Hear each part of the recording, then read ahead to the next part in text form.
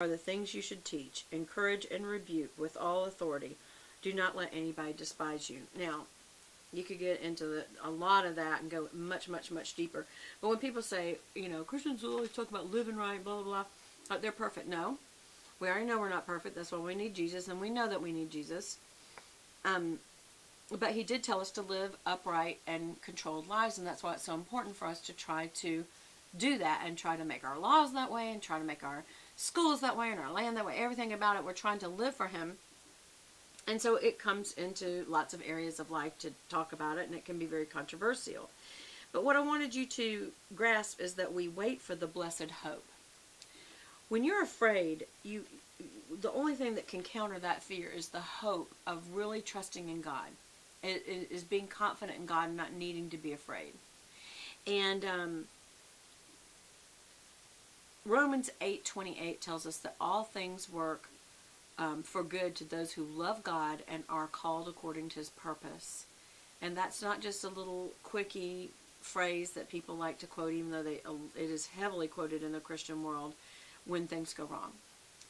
Because all things do work for good to those who love God and are called according to his purpose. Meaning, the point of your life when you turn it over to him is to serve him.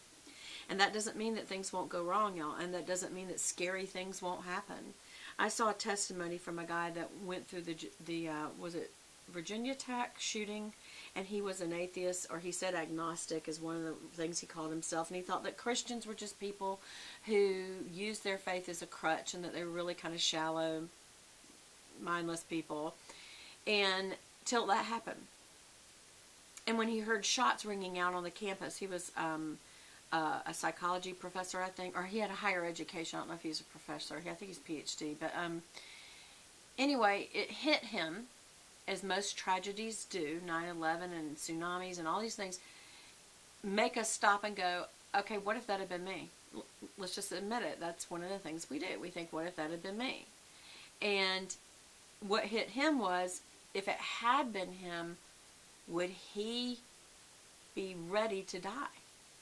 And he realized that he wouldn't.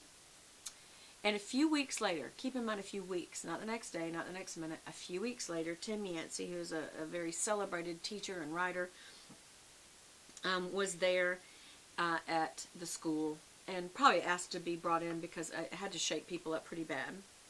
And he spoke, and it really moved this guy. And so he marked at the bottom of this little card they got at the end of the teaching, let us know if you would like to know more about a relationship with Jesus Christ. And he checked it off, and they contacted him. The pastor went to meet with him in his office, and he says, let me ask you a question. He says, we could do this one of two ways. He said, we could either, you can ask me intelligent questions for the next 6 months, and then you could consider whether or not you want to accept Jesus Christ as your personal Lord and Savior. Or you could accept him right now, and it's up to you. And the guy left, and he realized that he did have a lot of questions. But when he realized where he was at, it hit him. He wanted to go ahead and have this relationship with Christ now as he figured it out, instead of waiting any longer. And when you look at what happened, it really was fear that drove that decision. And some people be like, Beth, you just contradict yourself. No. Sometimes God does allow fearful things to happen, to where we're put to a place to, if we're Christians, our faith has grown because we trust in him. We have courage through him, not through ourselves. We're weak by ourselves. But somehow we get through it, and we know at the end of it, God got me through that. This same guy, and some people would say, oh, well, you're just thinking that. I can only tell you when it happens to you, you know. And this guy looked up at a footprints in the sand poem, if you've ever heard about that. And it talks about how God carried you through. And he realized it was God who carried him through that campus shooting and the subsequent weeks of dealing with it, and dealing with his own personal reckoning with death, which typically that is what tragedies do. And so, people say, well, God would never send a tragedy. We have all kinds of places in the Bible where he absolutely does, because it's more tragic for you to burn forever in a very brutal place called hell, or to be apart from God forever than any tragedy on this earth. So yes, God can definitely use that. And that tragedy was, what he said, struck a very tough nerve in him. It was a very haunting, unsettling in his soul, and he knew that that tragedy, he knew it, actually glorified Jesus and caused him to actually have to decide what he felt about him. And it gives us hope. It's that same hope of Christ's return that Christians hang on to, that as we go through life and we go through the living in this world, that there will be times that are really awful. And God sometimes spares us. Sometimes he gives us a miracle. But other times he doesn't, and he walks you through it, and when you come out on the other side, you realize how real he is, because you know it wasn't you. You know it. And I guess until you've been there, you don't really know that feeling, because I've had people say, well, Beth, you also could just say it was anything. It was your own personal strength. But I've known it wasn't. And I have many things like that in my life where I was absolutely positive. Here's a really good example that this guy that we listened to tonight talked about, that when you have hope and you go through something, it doesn't necessarily make going through it easier. It makes it, once you look back on having gone through it, it strengthens you. It gives you courage to go through the next thing. And you look back and go, I made it through that thing, and I know now why. And this guy gave an example of a football game where he said, you know, when you see a football game where there's just like no hope, like it looks like there's no way this little team is going to beat that big team, and they go through all kinds of junk through the game where you just like, you know, you can't believe that. And then when they win the game, somehow it's sweeter. It's they made it through, and against all hope. But when they watch that game on film, and they watch the same plays, they don't have that feeling of hopelessness or dread or whatever, because they know how it ends. And they know that they're going to come through and have victory. And so they watch them and go, oh, I remember that. But ultimately, they no longer have the fear, they have the hope.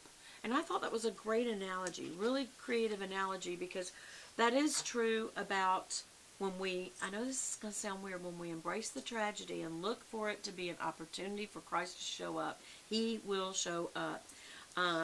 Especially when you're shaken in a way that is absolutely overwhelming from things that you can go through in life. And there can be, we all know, all kinds of stuff. So I could make a long list and you go, yeah, this one, yeah, that one. But we know it's everything from financial to health to relationships to the world. There's just so many things that you could give an example of, things you could be afraid of and still walk through by trusting God. And the next time you're not as afraid, you learn to trust God. And that's how he builds our faith, and it's how he builds a relationship of trust in him. And he knows how much we can take, and we don't. We think we can't until we come through it on the other side. And we're just, God reminds us over and over and over in life about his grace and how much he loves us and what he's been willing to do to save us.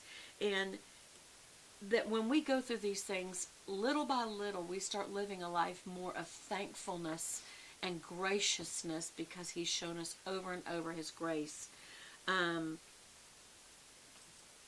So I was trying to think, was there anything else I wanted to tell you, except that I do know this. If there was ever another painting I'd put back here,